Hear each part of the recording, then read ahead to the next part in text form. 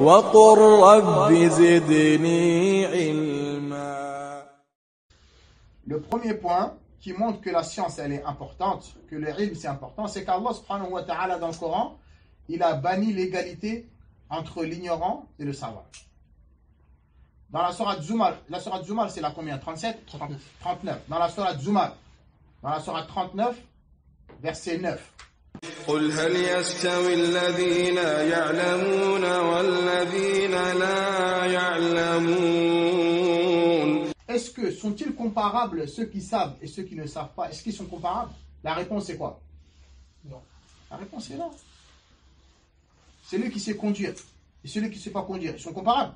Ils ne sont pas comparables. Ceux qui savent et ceux qui ne savent pas, Allah a dit qu'ils ne sont pas comparables. Ça montre les bienfaits de la science. C'est qu'Allah il a banni l'égalité. Allah subhanahu wa ta'ala a dit que le savant, celui-là qui a la connaissance et celui-là qui ne sait pas, ils ne sont pas comparables. Celui-là qui sait est mieux que celui-là qui ne sait pas. Bien sûr, s'il le met en pratique. D'accord? Celui qui sait est mieux que celui qui ne sait pas. Allah subhanahu wa ta'ala, il a comparé l'ignorant à un aveugle. L'ignorant, Allah il a comparé à un aveugle dans le Coran. Est-ce que l'aveugle et celui-là qui est voyant, est-ce qu'ils sont comparables? Celui-là qui est aveugle, il est considéré comme un handicapé à notre époque, non? Il est invalide. Soit il est avec comment ça s'appelle? Une canne, soit avec un chien, ou soit avec quelqu'un qui lui tient la main pour lui montrer le chemin. L'ignorant, il est comme ça. L'ignorant, il est comme l'aveugle. Lui, il marche, mais il ne sait même pas vers où il se dirige. Il est là, des fois, il se colle là.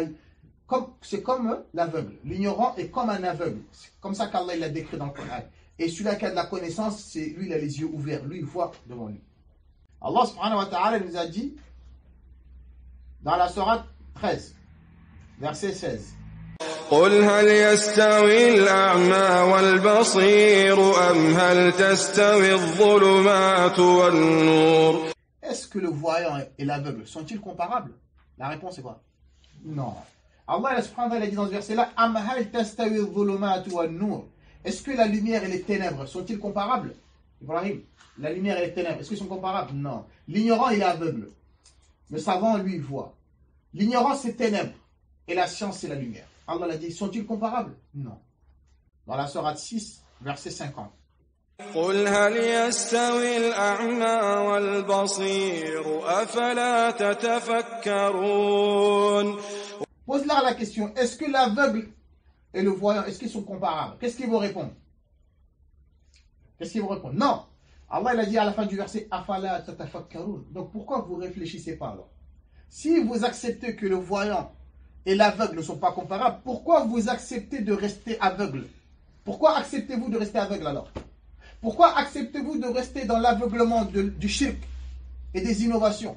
Si vous-même vous savez que l'aveugle et le voyant ne sont pas comparables, donc pourquoi vous acceptez de rester aveugle alors?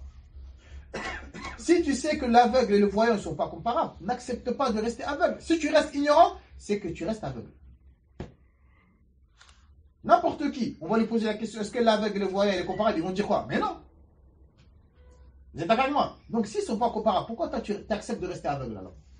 Celui qui ne veut pas apprendre sa religion, qui ne veut pas apprendre la religion, lui, il accepte de rester aveugle. C'est clair? Donc n'acceptons pas de rester aveugle. Allah subhanahu wa ta'ala, il nous a dit dans la sourate 40, verset 58. وما يستوي الأعمى والبصير والذين آمنوا وعملوا الصالحات ولا المسيء قليلا ما تتذكرون. Le voyant et l'aveugle, ils ne sont pas comparables. Dans les deux premiers versets, il a posé la question, pose-leur la question, est-ce qu'ils sont comparables? La réponse est non, mais certaines exceptions peuvent te dire oui. Allah lui-même a tranché, là il a dit, ils ne sont pas comparables. Celui-là qui voit et celui-là qui est aveugle ne sont pas comparables. Celui-là qui pratique le tawhid et celui-là qui pratique le shirk, ils ne sont pas comparables. Celui-là qui a de la science et celui-là qui n'en a pas, ils ne sont pas comparables.